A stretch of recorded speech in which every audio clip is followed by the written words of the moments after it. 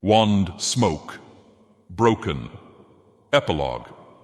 The townies call us heroes, though there was a time they thought us monsters. And maybe we were, but we're human now. At least, most of us are. Mostly. It's hard to speak honestly in absolutes ever since the kindling of the king. Another new day of celebration for South's last stand against the old tyrant and his army of ravenous ghouls. A fitting name, since all that was left of Ogier come morning was a pile of ashes, the Kingmaker, and his shield, an artifact from the eastern mainland in ancient, abandoned Yggdrasil, priceless and irreplaceable, something for the history books, according to Van Edwin. All I know is that it more than paid my debt with Vanguard acquisitions. Are you sure it's good that we sell all these evil artifacts? Broken asked me, as we walked away from the king's lodge with a purse full of gold and an IOU worth more than all the coal and salt under the vault. What if it's haunted now? Or if someone bad gets it next? Then maybe some people like us will get Grant's soul to figure out who he is. Maybe he'll even loosen up a little bit, like our old friend here, I said, gripping the pommel of Ogier's sword. Lying trog! I have not loosened a single part. You're just fortunate my treasonous flesh proved so cowardly and weak, and that your constable's spirit was not as shadowed as me. Had it been my spirit occupying my body, wielding my sword and shield, you and your band of misfits would have stood no chance. Whatever you say, old man, I thought, as Broken asked. But what if they can't? Grant was pretty bad toward the end. Then we'll have to go on another adventure, just you and me, I promised her. And I meant it too, yet promises can be hard to keep, especially when you don't know if you'll wake up tomorrow.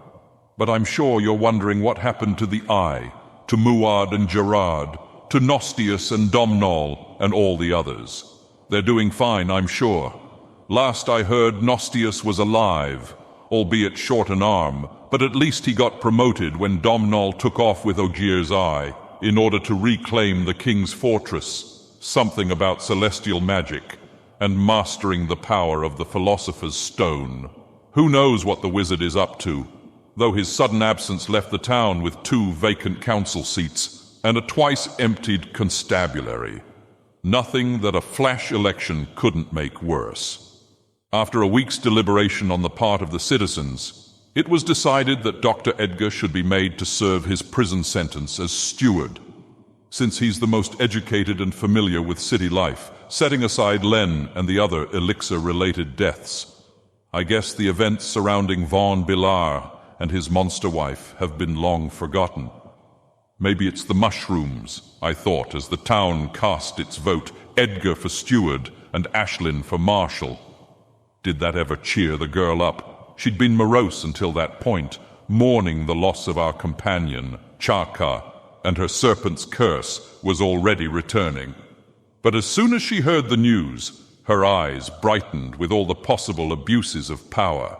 Her first, of course, was to appoint herself as constable, and her second was filling the whole constabulary with members of the SS.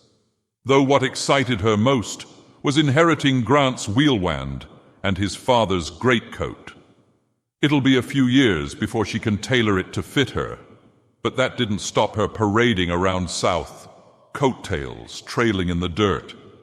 At least she'll have Verva to help her keep her head on straight and headless Gerard to keep her safe, assuming Muad Knight and the kobolds don't cause too much trouble. And there are other worries as well. Who knows what the Union Church will do with the information they got from Shalquar?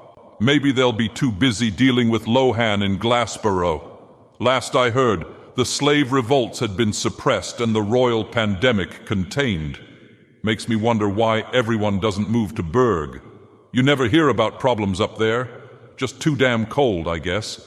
And me? You could say I'm on an expedition of sorts, an excavation, to a place deeper and darker than any tunnel under Oldholm.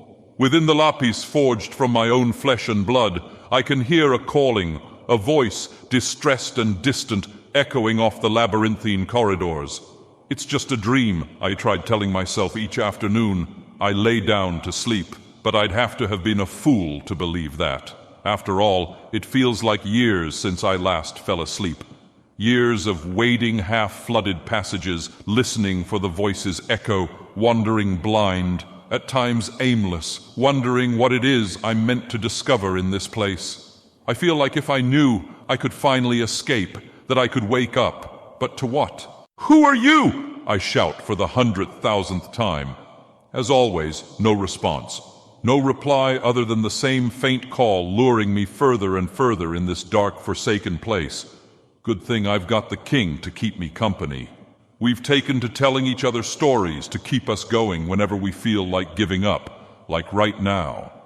I stop at a fork in the labyrinth, a crossroads, black in both directions. The way the call reverberates, it could be coming from either path.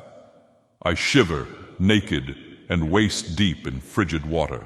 The only source of warmth here is what fire is in your soul, so we kindle our spirits. What do you say, Ogier? How about another tale? You never finished telling me the one about how your great-great-grandfather married the fairy queen's sister.